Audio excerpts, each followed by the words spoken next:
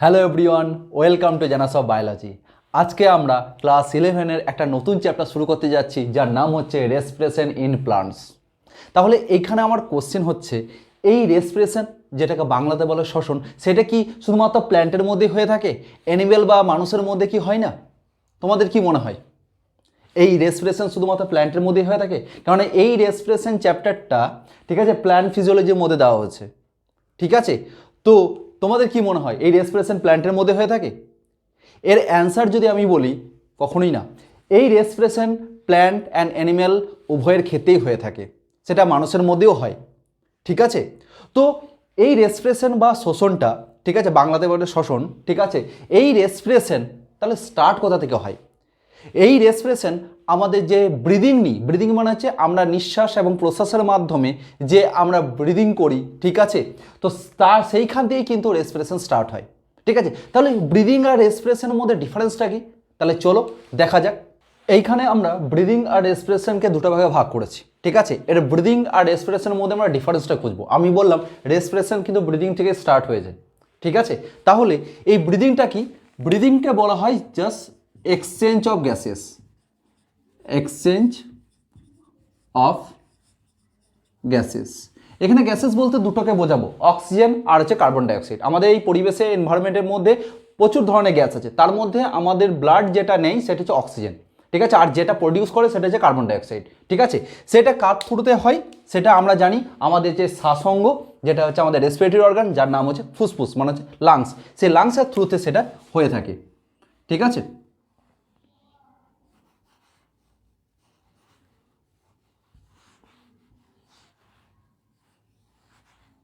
এ হচ্ছে আমাদের লাংস, ঠিক আছে? তো এই লাংসের মাধ্যমে আমাদের কি হয়? অক্সিজেন এন্টার করে আর কার্বন ডাইঅক্সাইড বেরিয়ে যায়, ঠিক আছে? এটাকেই তো প্রশ্বাস আর নিঃশ্বাস আমরা বলে থাকি, ঠিক আছে? যেটা লাংস আমাদের সেটা করে থাকে, ঠিক আছে? সেইটাকেই বলবো, জাস্ট এই যে এক্সচেঞ্জ হচ্ছে, অক্সিজেন ঢুকছে, কার্বন ডাইঅক্সাইড বেরোচ্ছে, এইটাকেই বলবো আমরা ব্রিদিং, ঠিক আছে? তাহলে রেসপিরেশনটা কি? রেসপিরেশনটা এই ব্রিদিং থেকেই বললাম স্টার্ট হচ্ছে, ঠিক আছে? এইবার কি হয়, এই যে আমাদের এইখানে কে আছে? আমাদের হার্ট আছে। তো এইখানে আমাদের হার্ট আছে, তা হার্ট কি করবে? পাম্প করবে, ঠিক আছে? মানে এইখান থেকে অক্সিজেনটা, যে অক্সিজেন এলো, সেই অক্সিজেনযুক্ত রক্ত হার্টে যাবে, হার্ট থেকে তোমার চলে যাবে আমাদের গোটা শরীরের মধ্যে ছড়িয়ে যাবে, ঠিক আছে?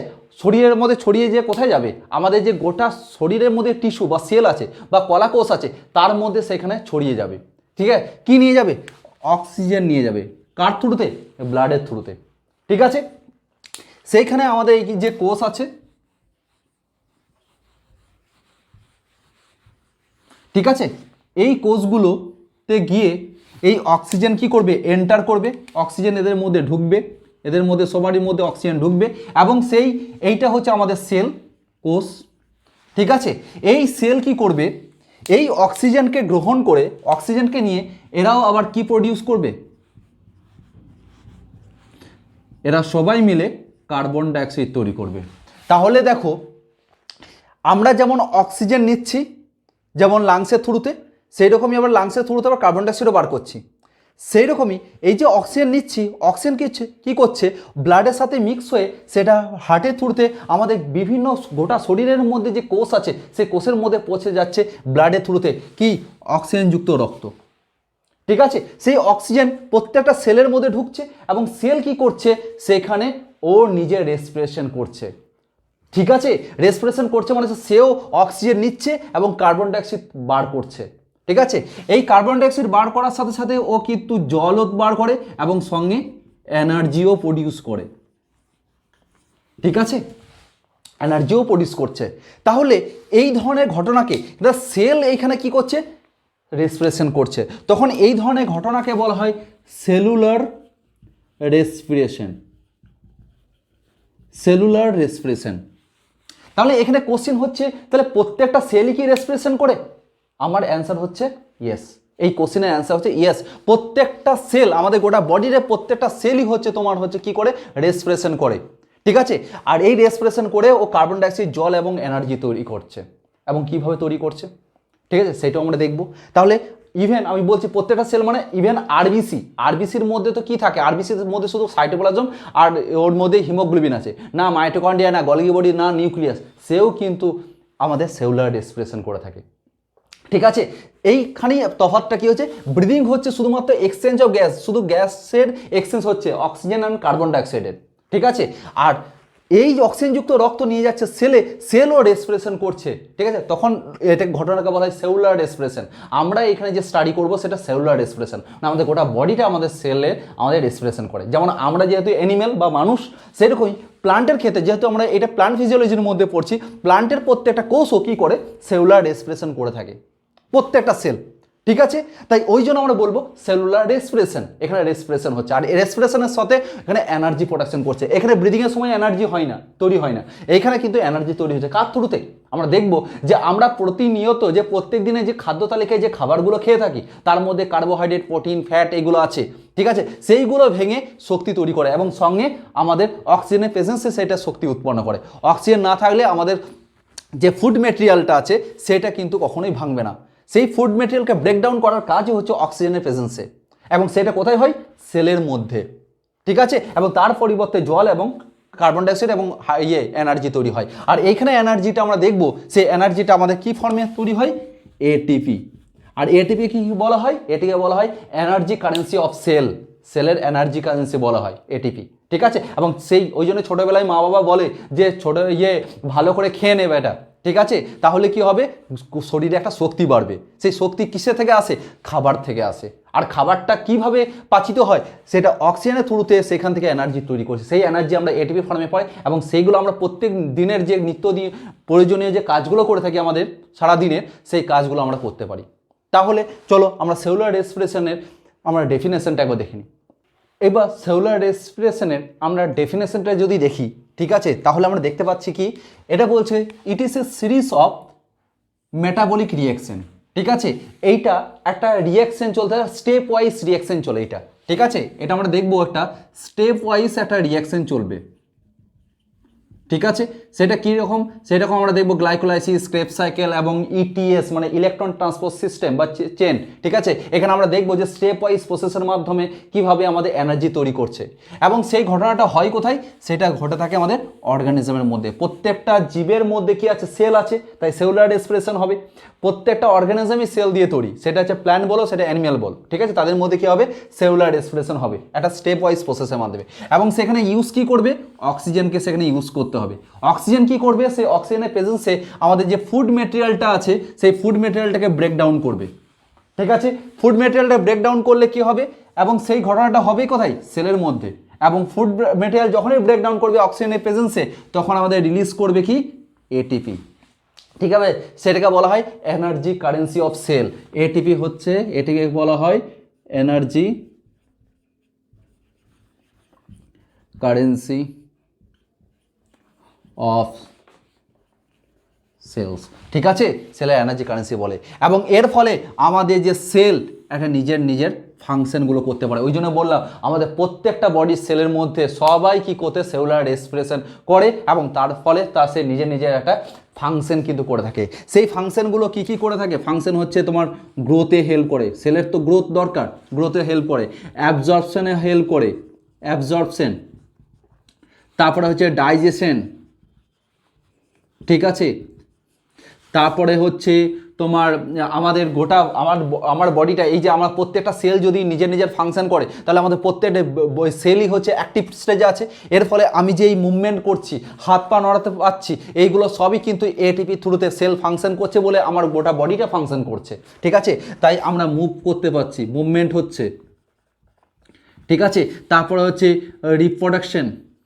অর্গানিজমরা রিপ্রোডাকশন করে থাকে, সেই রিপ্রোডাকশনে হচ্ছে আমাদের এনার্জি দরকার। ঠিক আছে, অ্যাবজর্পশন, ডাইজেশন, মুভমেন্ট। ঠিক আছে, তাছাড়া বলতে পারি ট্রান্সপোর্ট। ঠিক আছে, এইসব জায়গাতে আমাদের সেলুলার রেসপিরেশন আমাদের করতে হেল্প করে। সেটা কে করতে হেল্প করে? এটিপি। ঠিক আছে, এবং সেই এটিপি এনার্জি তৈরি হচ্ছে সেলুলার রেসপিরেশনের থ্রুতে, সেটা ভরে থাকছে কোথায়? সেলের মধ্যে। এইটাই হচ্ছে আমাদের cellular রেসপিরেশনের definition just.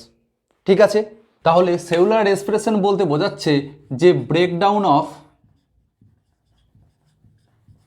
Of foods. ঠিক আছে, তাহলে এইখানে যে ফুডসটা দেখব, যে এখানে আমাদের এনসিইআরটিতে যেটা বলছে সেটা হচ্ছে আমাদের রেসপিরেটরি সাবস্ট্রেট বলছে। ঠিক আছে, এই রেসপিরেটরি সাবস্ট্রেটটাই হচ্ছে আমাদের সেই ফুড মেটেরিয়াল। দেখবো কোনগুলো রেসপিরেটরি সাবস্ট্রেটগুলো এখানে বলছে। ঠিক আছে, তো এইখানে সেই ফুড মেটেরিয়ালটা কি হচ্ছে, ব্রেক হয়ে কি তৈরি করছে, এনার্জি প্রোডাকশন করছে, যার ফলেই তো আমাদের সেলুলার ফাংশনগুলো করতে পারছে, তাই না? সেটা কার প্রেজেন্সে করছে, সেটা হচ্ছে অক্সিজেনের প্রেজেন্সে। এই অক্সিজেন থাকবে তবে সে এনার্জি প্রোডাকশন করতে পারছে। ঠিক আছে, এইটাই হচ্ছে আমাদের সেলুলার রেসপিরেশন বলতে যাচ্ছে। তাহলে এই যে আমরা রেসপিরেটরি সাবস্ট্রেটগুলো লিখলাম, এই রেসপিরেটরি সাবস্ট্রেটগুলো বলতে কোনগুলো বোঝায়, যেমন হচ্ছে কার্বোহাইড্রেট।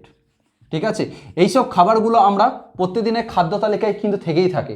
কার্বোহাইড্রেট খাই, আর কি প্রোটিন থাকে, তারপরে হচ্ছে ফ্যাট থাকে। ঠিক আছে, এইসব ফুড মেটেরিয়ালগুলো আমাদের প্রতিদিনের খাদ্য তালিকায় আমরা খেয়ে থাকি। ঠিক আছে, কিন্তু আমাদের এনসিইআরটিতে যেখানে আমরা তোমার সেলুলার রেসপিরেশনটা আমরা দেখাবো, সেটা কার্বোহাইড্রেটটাকে নিয়ে বলা হয়েছে। ঠিক আছে, এখানে কার্বোহাইড্রেটে কি হচ্ছে, এখানে কার্বোহাইড্রেটে গ্লুকোজ, মেনলি গ্লুকোজ, কার্বোহাইড্রেটের মধ্যে পড়ে গ্লুকোজ, ফ্রুক্টোজ, এইসব পার্টগুলো। ঠিক আছে, এখানে গ্লুকোজকে ভাঙবো, গ্লুকোজ ভেঙে আমরা গ্লাইকোলাইসিস, ক্রেবস সাইকেল এবং ইটিএস মানে ইলেকট্রন ট্রান্সপোর্ট চেন, এই সিস্টেমগুলো আমরা দেখবো। ঠিক আছে, সেখানে আমরা মেনলি এখানে আমরা কাকে ভাঙবো, এই কার্বোহাইড্রেটের মধ্যে আমরা নেব সেটা গ্লুকোজকে। এই গ্লুকোজকে আমরা বললাম একটা মেটাবলিক সিরিজের মতন করে ও কিন্তু স্টেপ ওয়াইজ ভাঙতে থাকে, মানে হচ্ছে এরকম পরপর একটা সিরিজের মতন, স্টেপ ওয়াইজ একটা সিরিজের মতন কি করবে, এরকম করে চলতে থাকবে, এবং বাই প্রোডাক্ট হিসেবে শেষে আমরা পাবো, দেখবে কার্বন ডাইঅক্সাইড এবং জল, এবং এনার্জি হিসাবে আমরা এটিপি পাবো। ঠিক আছে, এইটাকে আমরা এইভাবে আমরা স্টেপ ওয়াইজ প্রসেসের মাধ্যমে আমরা কার্বন ডাইঅক্সাইড, জল আর হচ্ছে এনার্জি পাচ্ছি। কাকে ভেঙে, এই গ্লুকোজকে ভেঙে।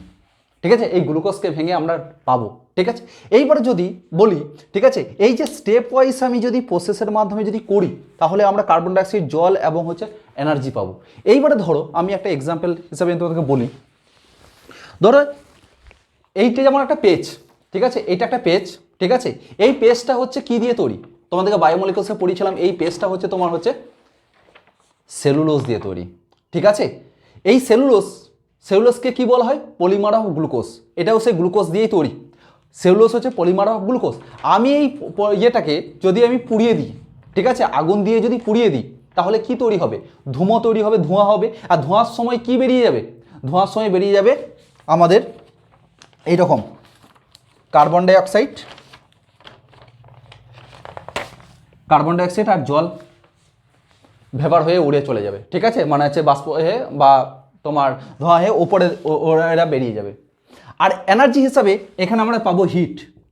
আগুনে আমরা যদি আগুন দিয়ে এটা পোড়াই, তাহলে আমরা কি পাবো, একটা তাপশক্তি পাবো, হিট পাবো। সেই হিট আকারে এনার্জি আকারে চলে যাবে। এটা হচ্ছে ডাইরেক্ট প্রসেস। এটাকে যদি আমি ডাইরেক্ট আমি যদি পুড়িয়ে দিই, আমি যদি এটা পুড়িয়ে দিই, তাহলে আমরা ডাইরেক্ট এই CO2 আর আমরা জল এটা উড়ে চলে যাবে, এবং সঙ্গে এই এনার্জি হিসাবে আমরা হিটটা পাবো, এখানে এটিপি পাবো না। ঠিক আছে, কিন্তু এটা যদি আমাদের সেলের মধ্যে ঘটনাটা ঘটে, সেলের মধ্যে যদি এই ঘটনা ঘটে, তাহলে স্টেপ ওয়াইজ প্রসেসের মাধ্যমে কার্বন ডাইঅক্সাইড করবে, জল তৈরি করবে, আবার এনার্জি তৈরি করবে। সেই এনার্জি হিসাবে এখানে আমরা সেলের মধ্যে পাবো, সেটা হচ্ছে এটিপি। সেখানে আমরা এটিপি পাবো।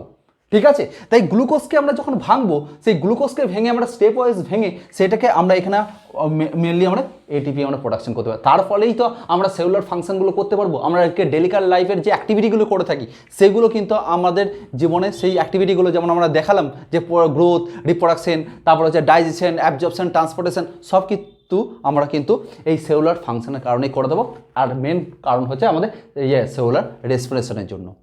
ঠিক আছে, তাহলে দেখো এই সেলুলার রেসপিরেশনের হয়টা কি, আমাদের যে গ্লুকোজ থাকে, গ্লুকোজটা কি ফর্মে থাকে, C6H12O6, তার সাথে অক্সিজেন যুক্ত হয়ে কি তৈরি করবে, কি কার্বন ডাইঅক্সাইড এবং কি পাবো, জল, আর তার সাথে আমরা পাবো এনার্জি।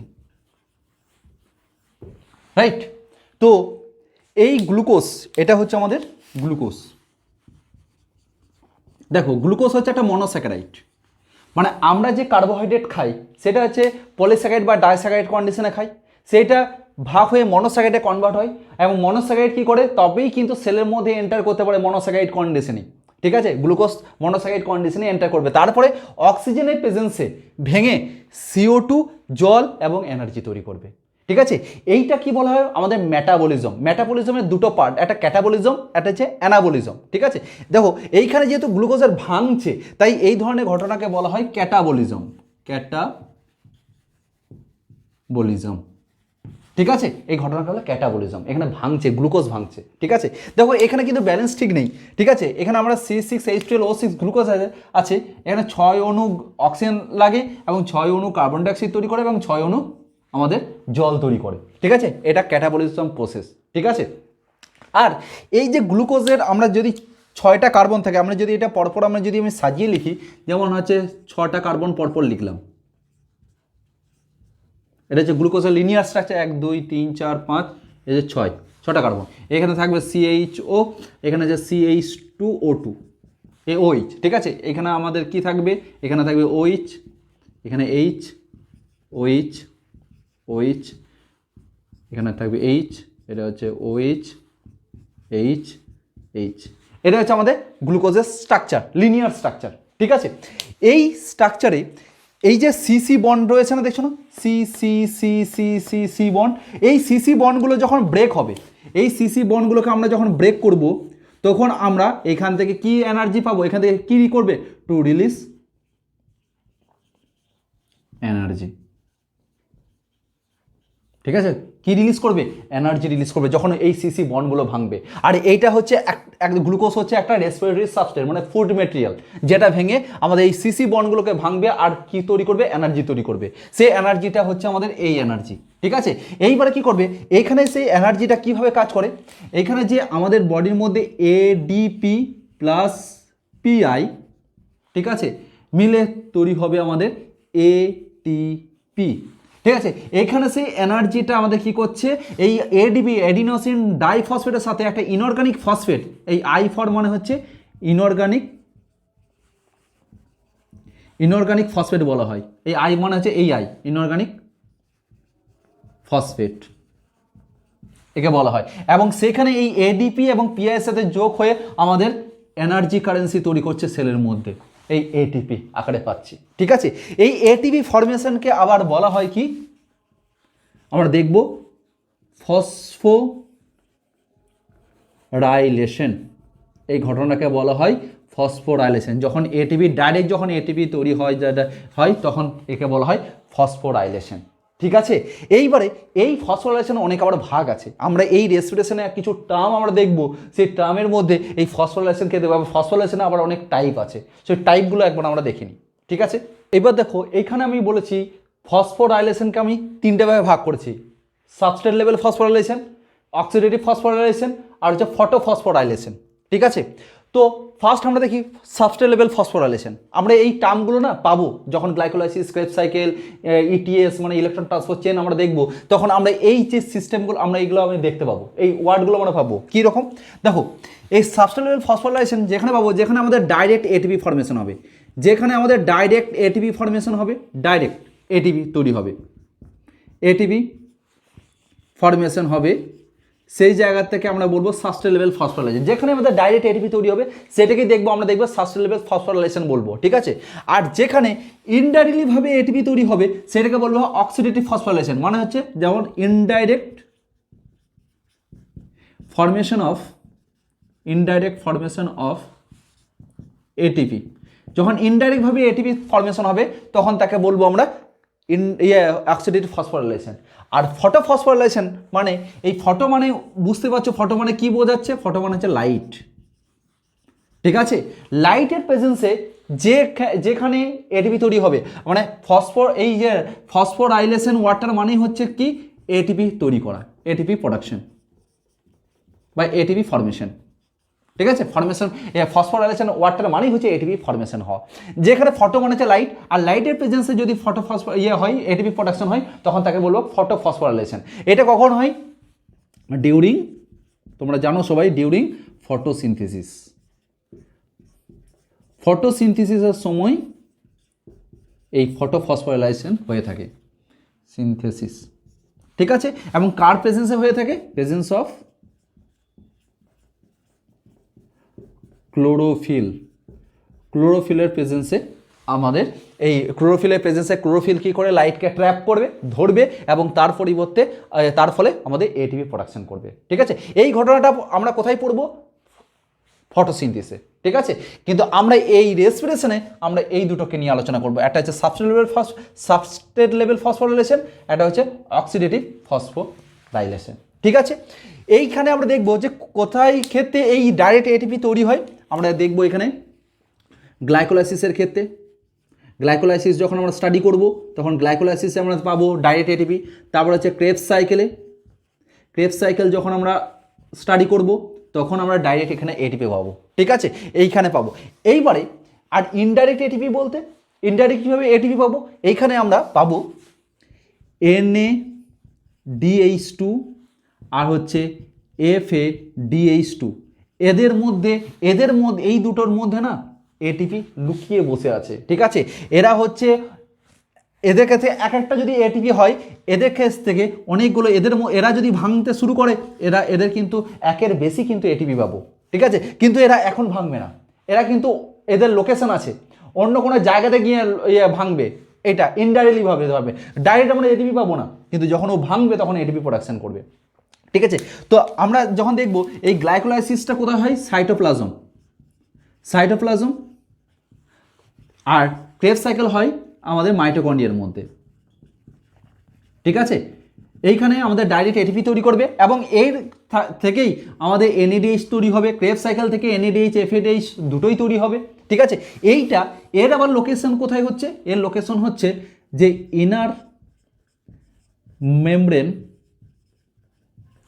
অফ মাইটোকন্ড্রিয়া, মানে মাইটোকন্ড্রিয়ার ইনার মেমব্রেনে এর লোকেশন হচ্ছে। এরা ওই জায়গাতে গিয়ে এই দুটো NADH2 আর FADH2 ভেঙে এটিপি তৈরি করবে, একের বেশি এটিপি তৈরি করবে। ঠিক আছে, তখন এই ধরনের ঘটনাকে বলা হয় অক্সিডেটিভ ফসফোরাইলেশন। আর এই ঘটনাটা তো আমরা পরে পড়ব ফটোসিনথেসিসে। ঠিক আছে, এইবার এনসিইআরটিতে একটা কোশ্চিন দেওয়া আছে, ডু প্লান্টস ব্রিথ? প্লান্ট কি বা উদ্ভিদ কি ব্রিথ করতে পারে? তোমাদের কি মনে হয়? অ্যাকচুয়ালি অ্যান্সারটা হচ্ছে ইয়েস। ঠিক আছে, এরা ডু প্লান্টস ব্রিথ? অ্যান্সারটা হচ্ছে ইয়েস। ঠিক আছে, এইবারে ইয়েস কেন বললাম? দেখো, আমাদের যেমন অক্সিজেন যেমন দরকার, আমরাও যেমন ব্রিথ কেন করি? অক্সিজেন দরকার। অক্সিজেন কি করে? আমাদের যে ফুড মেটেরিয়ালটা আছে সেটাকে ব্রেকডাউন করতে হেল্প করে, আর কিছু কাজ করে না। অক্সিজেন শুধু আমাদের বডির মধ্যে ফুড মেটেরিয়ালটাকে কি করবে, ব্রেকডাউন করবে এবং তার পরিবর্তে কি তৈরি করবে? এটিপি তৈরি করবে। আর সেই এটিপি আমরা নিয়ে আমরা ডেলিকার লাইফের যে অ্যাক্টিভিটিগুলো করে থাকি সেটাতে আমাদের হেল্প করে। সেরকম এদের ক্ষেত্রেও তাই। ঠিক আছে, এরাও সেই ব্রিথ করবে, কেননা এদেরও তো এদের ফটোসিনথেসিসের মাধ্যমে যে গ্লুকোজ তৈরি করে সেই গ্লুকোজটা তো ওদের খাদ্য হিসাবে ওরা ব্যবহার করে। ঠিক আছে, সেই গ্লুকোজ ওদেরকে ভাঙতে গেলে ওদেরকেও সেই রকম কি লাগবে? অক্সিজেন লাগবে। ঠিক আছে, it also needs oxygen. Oxygen অবশ্যই লাগবে, তাহলে ব্রিথ করে। ঠিক আছে, এবার নেক্সট কোশ্চেন হচ্ছে যে এদের যে ব্রিথ করা, যেমন আমরা যেমন ব্রিথ করি, ঠিক আছে, ব্রিদিং না হয় আমাদের ইনহেল করি, এক্সেল করি, ঠিক আছে, প্রশ্বাস নিঃশ্বাস নিচ্ছি। ঠিক আছে, তো এর জন্য তো আমাদের একটা রেসপিরেটরি অর্গান আছে বা রেসপিরেটরি সিস্টেম আছে আমাদের বডি মধ্যে। সেটা কি? সেটা হচ্ছে আমাদের লাংস, ফুসফুস। ঠিক আছে, তাহলে গাছেদের কি ফুসফুস বা লাংস আছে বা কোনো স্পেশাল কিছু রেসপিরেটরি অর্গান আছে যার থ্রুতে ওরা ব্রিথ করে? তোমাদের যদি কোশ্চেন করি তাহলে অ্যান্সার কী হবে? দেখেছো কোনো দিন যে প্লান্টের কোনো দিন কোনো রেসপিরেটরি অর্গান বা ফুসফুস আছে বা লাংস আছে? কখনোই নেই। ঠিক আছে, তাহলে এরা কীভাবে রেসপায়ার করে? ঠিক আছে, এটা বিশাল বড় একটা কোশ্চেন। তাহলে আমরা এর পয়েন্ট লিখতে পারি যে প্লান্টের কিন্তু কোনো ধরনের স্পেশাল রেসপিরেটরি অর্গান নেই। The plants have no special organs for gaseous exchange. Gaseous এক্সচেঞ্জের জন্য কোনো ধরনের স্পেশাল অর্গানই নেই। ঠিক আছে, বা কোনো রেসপিরেটরি সিস্টেমই নেই। তাহলে ওরা গ্যাসিয়াস এক্সচেঞ্জ করে কি করে? ঠিক আছে, এদের গ্যাসিয়াস এক্সচেঞ্জটা যেটা হয় প্লান্টের ক্ষেত্রে, গ্যাসিয়াস এক্সচেঞ্জটা হয়ে থাকে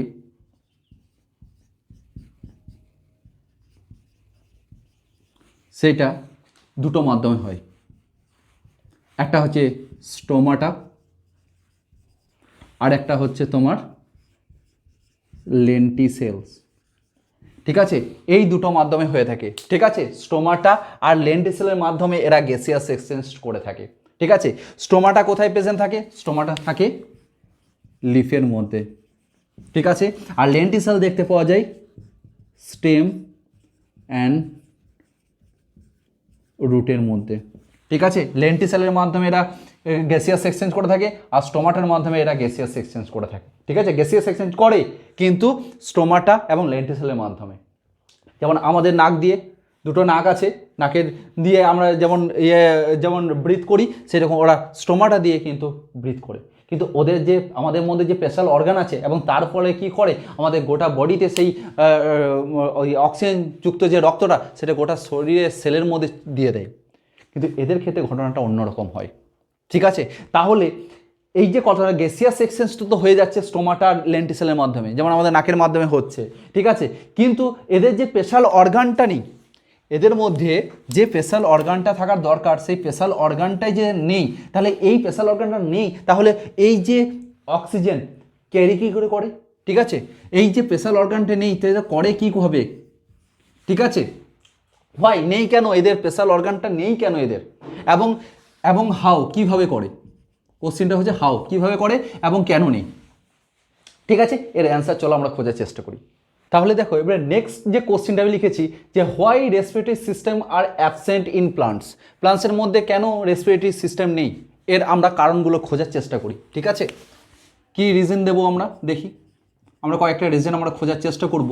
ঠিক আছে, ফার্স্ট রিজনটা আমরা দেখব যে কি, যে রেট অফ প্লান্টের যে রেট অফ রেসপিরেশন হয়,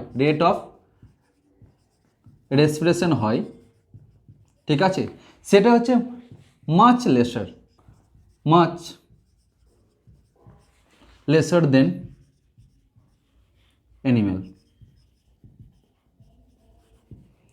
অ্যানিমেলসের মধ্যে যে রেসপিরেটরি রেটটার যতটা প্রয়োজন, সেটা প্ল্যান্টের মধ্যে সেই রেসপিরেটরি রেটটা অনেক কম, মানে হচ্ছে নো গ্রেটার ডিমান্ড, কোনো ডিমান্ড সেই রকম বেশি নেই যে প্ল্যান্টের মধ্যে, তার জন্য এদের রেসপিরেটরি সিস্টেমের প্রয়োজন পড়ে না। ঠিক আছে, মেন একটা কারণ এনসিইআরটি লিখছে। সেকেন্ড যে কারণটা আছে, 2 নম্বর কারণটা কি বলছে, যে ইচ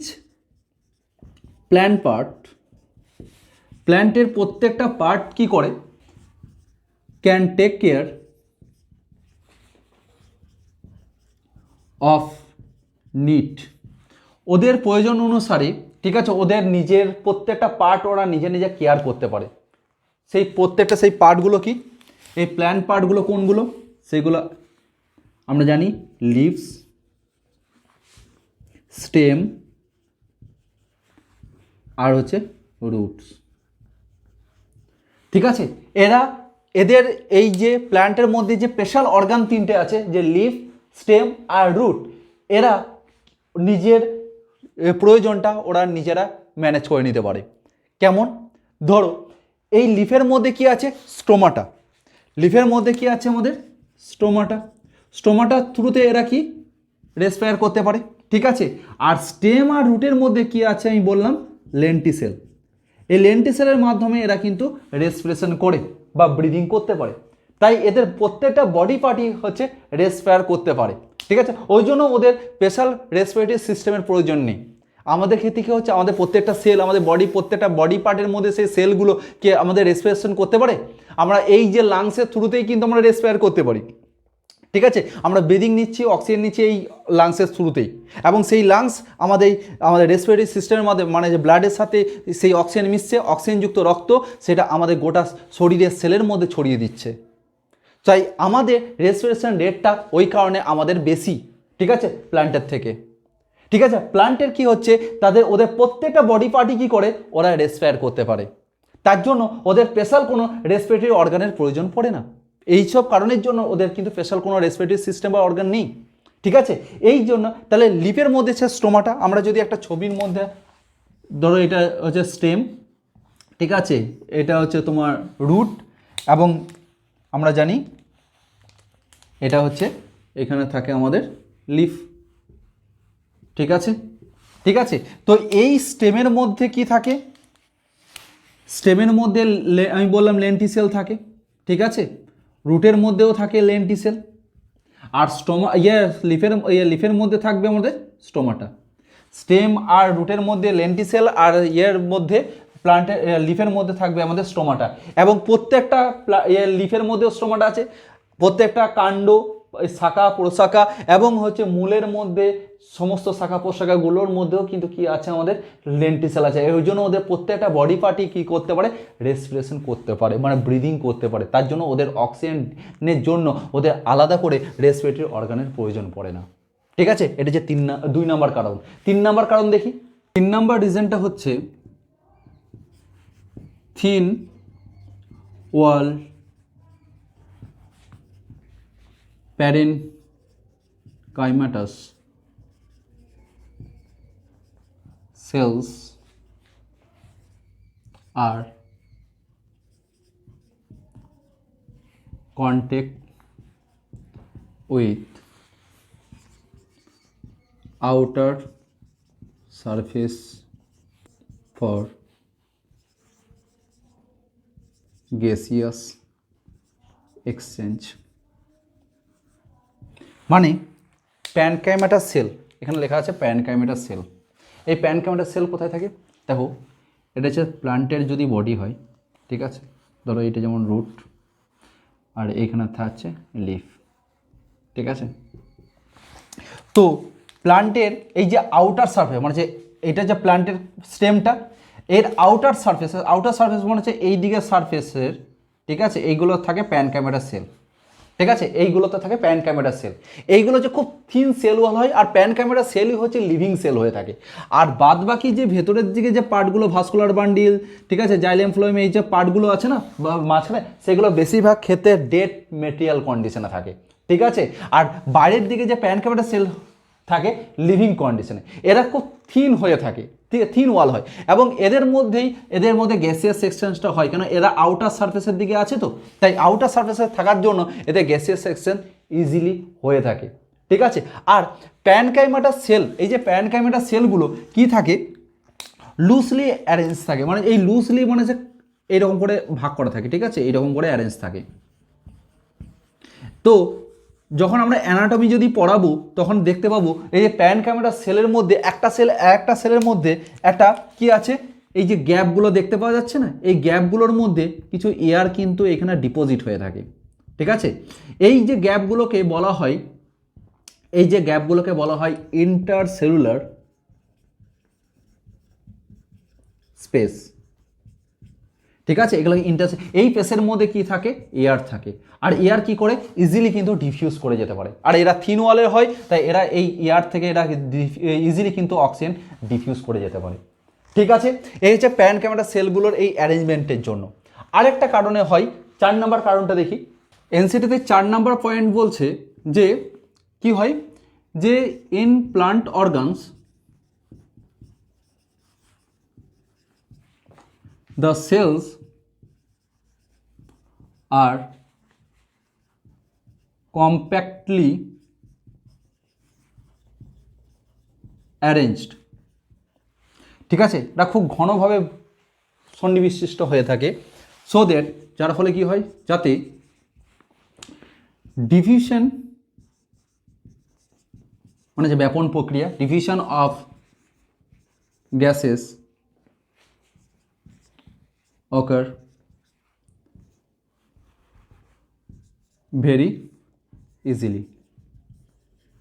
এটার মানে কি, ধরো আমি এখনই যেটা আমি দেখালাম যে এইরকম হচ্ছে কাণ্ডটা আছে, এদিকে আছে রুট, ঠিক আছে, এখানে আছে লিফ, ঠিক আছে।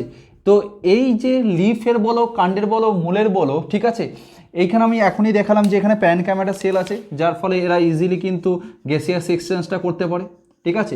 এরপরে এর ভেতরেও যে সেলগুলো আছে, ঠিক আছে, পরপরে এখানে সেলগুলো আছে, তারপরেও সেল আছে, তারপরেও সেল আছে। এই সেলগুলো পরের ক্ষেত্রে যে সেলগুলো, সেগুলো যে কমপ্লিটলি অ্যারেঞ্জ থাকে, ঠিক আছে, এইরকম করে অ্যারেঞ্জ থাকে, খুব কাছাকাছি অ্যারেঞ্জ থাকে। তো যখনই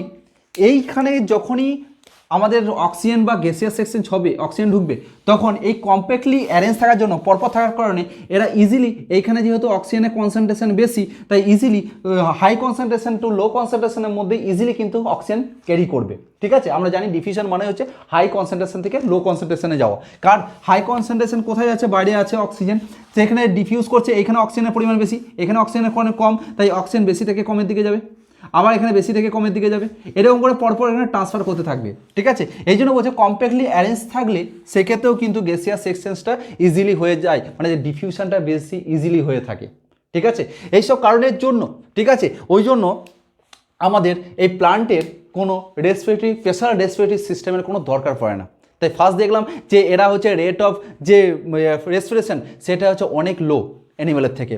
সেকেন্ড হচ্ছে এদের প্ল্যান্টের প্রত্যেকটা বডি পার্টি করতে পারে, রেসপিরেশন করতে পারে, leaf, stem and root. Second হচ্ছে থার্ড হচ্ছে প্যানকামার সেলগুলো আউটার সারফেসের দিকে থাকার কারণে এবং থিন ওয়াল হওয়ার জন্য সেখানে কি হয়, তারা হচ্ছে রেসপায়ার করতে পারে। ঠিক আছে, আর থার্ড দেখলাম যে রেসপায়ার করার পরে যে পরের যে সেলগুলো যে কম্প্যাক্টলি অ্যারেঞ্জ থাকে, তার ফলে হয় গ্যাসিয়াস এক্সচেঞ্জটা ডিফিউশনের মাধ্যমে ইজিলি কি ডিফিউজ হয়ে যেতে পারে, মানে ইজিলি ট্রান্সফার করে যায়, গ্যাসিয়াস এক্সচেঞ্জটা ইজিলি ঘটে থাকে। ঠিক আছে, এইসব কারণের জন্য আমরা দেখলাম যে রেসপিরেটরি সিস্টেম প্রেজেন্ট থাকে না কোথায়, প্ল্যান্টের মধ্যে। আর আমাদের অ্যানিমেলের মধ্যে একটা স্পেশাল অর্গান আছে যার নামই হচ্ছে আমাদের কি লাংস বা ফুসফুস। ঠিক আছে, এইবার দেখো আমাদের রেসপিরেশনের মধ্যে আমাদের সবসময় ভাঙনমূলক কিছু গঠনমূলক ঘটনা ঘটতেই থাকছে, এবং সেই ঘটনাকে বলা হয় বিপাক, এবং বিপাককে ইংলিশে বলা হয় মেটাবলিজম। ঠিক আছে, তো এই মেটাবলিজমকে আমরা দুটো ভাগে ভাগ করেছি, একটা হচ্ছে গঠনমূলক যেটা হচ্ছে তোমার অ্যানাবলিজম, আর যেটা ভাঙনমূলক সেটা হচ্ছে ক্যাটাবলিজম। ঠিক আছে, যেটাকে উপচিতি আর অপচিতি বলে আমরা বাংলাতে বুঝি। ঠিক আছে, তো এই অ্যানাবলিজম যেখানে মানে হচ্ছে যেটা ফর্মেশন অফ বন্ড ফর্মেশন করবে, যেখানে কি হবে, স্মল মলিকুলগুলো লার্জ মলিকুলে কনভার্ট হবে। ঠিক আছে, মানে হচ্ছে সরল খাবার জটিল খাবার বা জটিল প্রোডাক্টে কনভার্ট হবে। আর এইখানে ব্রেকডাউন অফ বন্ড মানে ক্যাটাবলিজম যেখানে কাটা মানে কাটছে, কি কাটছে, ব্রেকডাউন, বন্ডকে কাটছে এবং ব্রেকডাউন, সেইটাকে বলা হয় ক্যাটাবলিজম। ঠিক আছে, আর এখানে লার্জ মলিকুল স্মল মলিকুলে কনভার্ট হবে। ঠিক আছে, এইখানে ঘটবে রিডাকশন রিঅ্যাকশন, যেখানে গঠনমূলক হবে সেখানে হচ্ছে রিডাকশন রিঅ্যাকশন, আর যেখানে এই ভাঙনমূলক বা ক্যাটাবলিজম হবে সেটা হচ্ছে অক্সিডেশন। ঠিক আছে, এই ওয়ার্ডটা নিয়ে আমরা এখন আবার ডিটেলস পড়াবো। এই রিডাকশন আর অক্সিডেশন এটা অনেকের কনফিউজ হয়ে থাকে, কোনটা অক্সিডেশন কোনটা রিডাকশন হয়ে থাকে। আমরা এখানে প্রতিনিয়ত অক্সিডেশন আর রিডাকশনের ঘটনা ঘটেই থাকবে রেসপিরেশনের মধ্যে, সেই জন্য আমরা ডিটেলসে আলোচনা করবো, এবং কোন কোন টার্মগুলো আমাদের জানা দরকার সেগুলো আমরা এই অক্সিডেশন আর রিডাকশনের থ্রুতে জানতে পারবো। নেক্সট হচ্ছে এইখানে এনার্জি দরকার পড়ে, এখানে এনার্জি দরকার পড়বে, এটিপি দরকার পড়বে, আর এখানে এনার্জি রিলিজ করবে, এটিপি তৈরি করবে এখানে। ঠিক আছে, এনার্জি প্রয়োজন পড়বে। ঠিক আছে, তাই আমাদের অ্যানাবলিজমে সেটা পড়বো আমরা এন্ডারগনিক, আর ক্যাটাবলিজমে পড়বো এক্সারগনিক। এক্সারগনিক কি বলা হয়, এই যে এনার্জি যদি রিলিজ করে তখন তাকে বলা হয় এক্সারগনিক।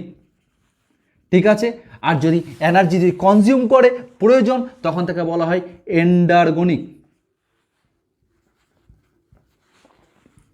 ঠিক আছে, সেই রকমই আমরা এই রেসপিরেশনে আমরা এক্সাম্পলগুলো আমরা দেখব, যে এই যেখানে অ্যানাবলিজম যেটা হচ্ছে সেখানে যে গ্লাইকোজেন বায়োসিনথিস হয়, গ্লাইকোজেন তৈরি হয়, মানে গ্লুকোজ থেকে গ্লাইকোজেনে কনভার্ট হয়। ঠিক আছে, আরও দেখবো amino acid synthesis, fatty acid synthesis, আর এখানে ব্রেকডাউন হচ্ছে মানে যে গ্লাইকোলাইসিস হচ্ছে।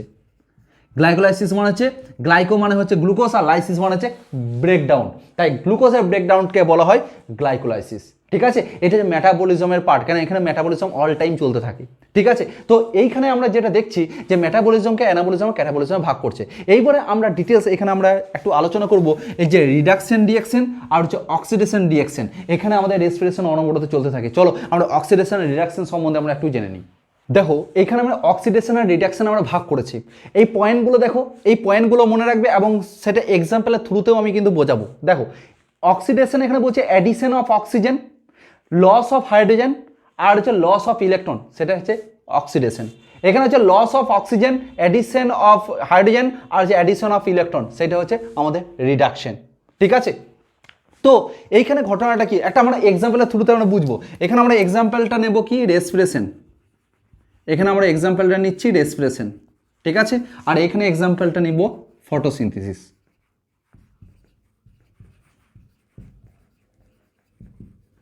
ঠিক আছে, এক্সাম্পলটা কেমন দেখো, যে আমরা কি গ্লুকোজকে এখানে ভাববো C6H12O6 সঙ্গে জলকে অক্সিজেন লাগবে, অক্সিজেনের থ্রুতে আমাদের কিসে কনভার্ট হবে, CO2 প্লাস O2তে কনভার্ট হচ্ছে আর এনার্জিতে তৈরি হচ্ছে।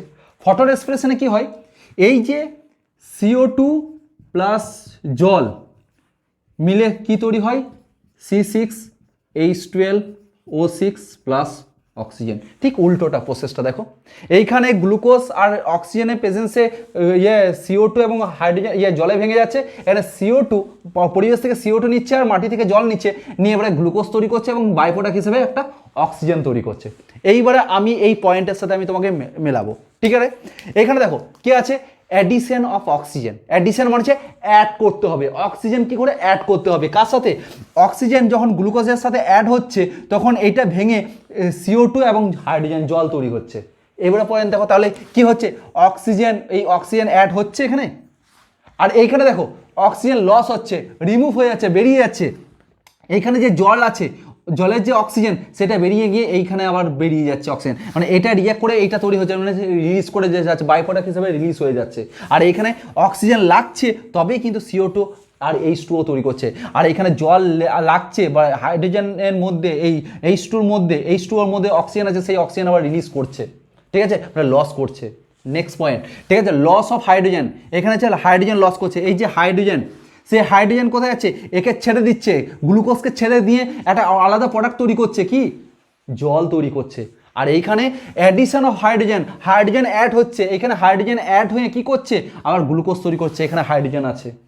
নেক্সট, ঠিক আছে, এখানে বলছি ইলেকট্রন লস হচ্ছে, ঠিক আছে, আর এখানে ইলেকট্রন গেইন করছে, ঠিক আছে। তাহলে এখানে ইলেকট্রন লস কি করে হচ্ছে, দেখো যে H প্লাস আছে, ঠিক আছে, যে হাইড্রোজেন আছে সেই হাইড্রোজেন কি ব্রেকডাউন হচ্ছে, ঠিক আছে, ব্রেকডাউন হয়ে H plus plus electron minus, এখানে ইলেকট্রন ত্যাগ করছে, তাই এটা H প্লাস কন্ডিশন হয়ে যাচ্ছে, ঠিক আছে, H প্লাস।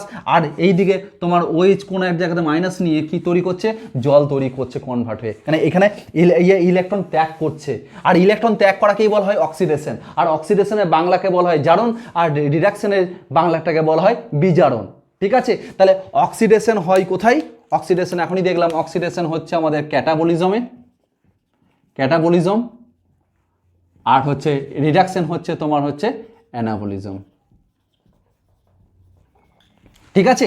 এই যে ঘটনা হচ্ছে, এইবারে এইখানে দেখো এখানে ইলেকট্রন অ্যাডিশন হচ্ছে, এখানে কি করছে, H plus plus electron minus নিয়ে তৈরি হচ্ছে H, হাইড্রোজেন তৈরি করছে, ঠিক আছে।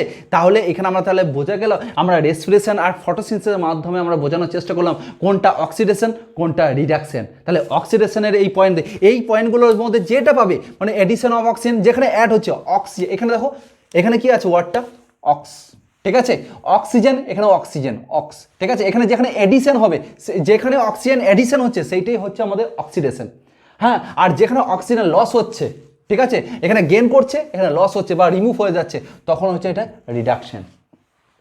এটা থেকে বুঝবো। আরেকটা বুঝবো, যদি হাইড্রোজেন যদি লস হয় সেক্ষেত্রেও বলবো অক্সিডেশন, হাইড্রোজেন ইলেকট্রন যদি লস হয় সেক্ষেত্রেও বলবো আমরা কি, অক্সিডেশন। আর এইখানে যদি কোনো জায়গাতে হাইড্রোজেন যদি অ্যাড হয় আর ইলেকট্রন যদি অ্যাড হয় আর এইদিকে যদি অক্সিজেন যদি লস হয়, তখন আমরা বলবো রিডাকশন। এই তিনটে পয়েন্টের মধ্যে যেখানে এই তিনটে পয়েন্ট যেখানে দেখতে পাবে সেইটাকেই আমরা রিডাকশন আর হচ্ছে অক্সিডেশন হিসাবে আমরা কনসিডার করব, ঠিক আছে। এটাই হচ্ছে অক্সিডেশন আর রিডাকশন। এরপরে আর একটা রিয়াকশন আসে, সেটা হচ্ছে রেডক্স রিয়াকশন। এই রেডক্স রিয়াকশন আবার কি, চলো একবার দেখি রেডক্স রিয়াকশনটা। দেখো এখানে রেডক্স রিয়াকশন যেটা আমি বলবো এখনই, এই যে রেডক্স এটাকে বলা হয় রিয়াকশন, রেডক্স রিয়াকশন। এই রেডক্স রিয়াকশন আবার কি, অনেক জায়গাতে পাবে এই রেডক্স রিয়াকশন। এই রেডক্স রিয়াকশন কিছুই না, ঠিক আছে। এখানে দেখো আরইডি আছে, তো এটা এসছে রেডক্সের রেট, এই আরইডি, রিডাকশনের আরইডি নিয়েছে, আর ও এক্সটা এসছে এই অক্সিডেশন, ঠিক আছে। তাহলে এই রিডাক্স রিয়াকশন আর কিছুই নাই, যেখানে অক্সিডেশন আর হচ্ছে রিডাকশন যখন একটা রিয়াকশনের মধ্যে ঘটবে, মানে দুটোই যদি দেখতে পাওয়া যায় অক্সিডেশন আর রিডাকশন, সেটাকেই বলছে আমরা কি, রেডক্স রিয়াকশন, আর কিছুই নেই। আর এইটা মেনলি আমরা কোথায় দেখবো জানো, এইটা যখন আমরা ইলেকট্রন ট্রান্সপোর্ট চেন দেখবো, ইলেকট্রন ট্রান্সপোর্ট চেন বা সিস্টেম বলা হয়, যেটাকে বলা হয় ইটিসি বা ইটিএস, এই চেনের জায়গাতে সিস্টেম লেখা থাকলে তখন এস বলবো। ঠিক আছে, তাহলে ইলেকট্রন ট্রান্সপোর্ট সিস্টেম বা ইলেকট্রন ট্রান্সপোর্ট চেন, এইখানের মধ্যে আমরা রেডক্স রিঅ্যাকশন দেখবো। এখানের মধ্যে আমরা দেখবো যে কমপ্লেক্স 4-এর মধ্যে এই রিঅ্যাকশনটা দেখা যায়, কমপ্লেক্স 4। ঠিক আছে, আমরা দেখবো। ঠিক আছে, ইটিএস সাইকেল যখন আমরা পড়বো রেডক্স রিঅ্যাকশন, আর এমনিতে আমরা দেখবো যে এই রেডক্স রিঅ্যাকশনের মাধ্যমে কিভাবে অক্সিডেশন এবং রিডাকশন হচ্ছে, সবগুলো আমরা ফর্মুলা দেখবো। ঠিক আছে, আর এই যে আমরা ইটিএস সাইকেল বলো, গ্লাইকোলাইসিস বলো এবং হচ্ছে ক্রেবস সাইকেল বলো, এখানে না কিছু টার্ম আমরা দেখতে পাবো, যেখানে অক্সিডেশন হচ্ছে, কখনো রিডাকশন হচ্ছে, কখন অক্সিডেশন হলে এটাকে কি বলবো, যখন রিডাকশন হচ্ছে কি বলবো। ঠিক আছে, সেই জিনিসগুলো, এই টার্মগুলো একবার আমরা দেখে নিই, তাহলে আমাদের ওই যে glycolysis, Krebs cycle and ETS cycle যখন ইটিএস চক্রে যখন বা ইটিএস যখন পড়বো, তখন আমরা কি করব, এই টার্মগুলো আমাদের ইজিলি বুঝতে পারবো। চলো একবার দেখে নিই এগুলো। দেখো, আমরা সাবস্টেন্সগুলো আমরা পাবো। ঠিক আছে, এই সাবস্টেন্সগুলোকে কি বলা হয় জানো তো, কোএনজাইম। ঠিক আছে, কোএনজাইম বায়োমলিকুলসে পড়েছো। ঠিক আছে, আমি পড়িয়েওছি কোএনজাইম জিনিসটা কি। ঠিক, তো এইখানে যে এনএডি আছে, এনএডি ফুল ফর্ম হচ্ছে নিকোটিনামাইড ডাইনিউক্লিওটাইড। সেইটা কি হচ্ছে, যদি রিডাকশন হয় তাহলে NADH2 তে কনভার্ট হবে, যদি অক্সিডেশন হয় তাহলে NAD প্লাস বা NAD-তে কনভার্ট হবে। ঠিক আছে, এইটা তাহলে কি হবে, এইখানে যদি NAD থেকে যদি NADH2 তৈরি হয় তখন তাকে বলবো আমরা রিডাকশন। ঠিক আছে, আর যদি NADH2 থেকে অক্সিডেশন হয়, NAD প্লাস হয়, তখন তাকে বলবো অক্সিডেশন। এবারে ভালো করে আমার ওই 3টে পয়েন্টের কথা মনে পড়ো। এই যে NAD প্লাস বা NADH থেকে NADH2 তৈরি, এখানে হাইড্রোজেন অ্যাড হচ্ছে, আর হাইড্রোজেন অ্যাড হওয়াকে কি বলবো, রিডাকশন। ঠিক আছে, আর হাইড্রোজেন লস হওয়াকে বলবো আমরা অক্সিডেশন। ঠিক, এইখানেও FAD এর ফুল ফর্ম হচ্ছে ফ্ল্যাভিন অ্যাডিনিন ডাইনিউক্লিওটাইড। এখানে কনভার্ট হচ্ছে NADH2, যেহেতু H2 হাইড্রোজেন অ্যাড হচ্ছে, তাহলে কি বলবো এখানে রিডাকশন। আর যদি লস করছে, হাইড্রোজেন লস করে যাবে, তখন হচ্ছে আমাদের অক্সিডেশন। ঠিক আছে, আবার NADP, ঠিক আছে, নিকোটিনামাইড ডাইনিউক্লিওটাইড ফসফেট। ঠিক আছে, সেটা হচ্ছে আমাদের NADPH2, কিন্তু এই যে ঘটনাটা আমরা পড়বো কোথায়, ফটোসিনথেসিসে। ঠিক আছে, আর এই দুটো পড়বো আমরা এখন, যেটা হচ্ছে রেসপিরেশন। এই দুটো ওয়ার্ড পাবো আমরা রেসপিরেশনের সময়, আর এইটা আমরা পাবো ফটোসিনথেসিসের সময়। এখানেও কি হচ্ছে, এখানেও হচ্ছে রিডাকশন, আর এইটা হবে অক্সিডেশন। কেন, আমার পয়েন্টটা মনে রাখো যে হাইড্রোজেন অ্যাড হচ্ছে মানে হচ্ছে রিডাকশন, হাইড্রোজেন লস করছে মানে হচ্ছে অক্সিডেশন। আবার কি, ইলেকট্রন যদি লস হয় অক্সিডেশন, ইলেকট্রন গেইন করে রিডাকশন। এবার অক্সিজেন অ্যাড হওয়াকে বলা হয় অক্সিডেশন, আর অক্সিজেন ছেড়ে যাওয়া বা রিডিউস করে যাওয়া বা লস করে যাওয়া, সেটাকে বলবো আমরা রিডাকশন। ঠিক আছে, তো এই ছিল আমাদের রেসপিরেটরি সিস্টেমের বেসিক যে ইন্ট্রো বা বেসিক যে কনসেপ্ট। ঠিক আছে, আজকে আমরা গ্লাইকোলাইসিস স্টার্ট করতে পারলাম না, কারণ ভিডিও অনেক বড় হয়ে গেছে। তো নেক্সট দিন থেকে আমরা গ্লাইকোলাইসিস স্টার্ট করব। ঠিক আছে, তো এই লেকচার রিলেটেড তোমাদের যদি কোনো ধরনের কোশ্চেন বা ডাউট থাকে, অবশ্যই আমাকে কমেন্ট বক্সে কমেন্ট করে জানাবে। ঠিক আছে, আর সেই সঙ্গে যদি তোমাদের এই ভিডিও বা লেকচার যদি ভালো লেগে থাকে, অবশ্যই বন্ধুদের সাথে শেয়ার এবং তোমরা লাইক করবে এবং চ্যানেলটাকে সাবস্ক্রাইব করে যাবে। ঠিক আছে, তো চলো, বাই।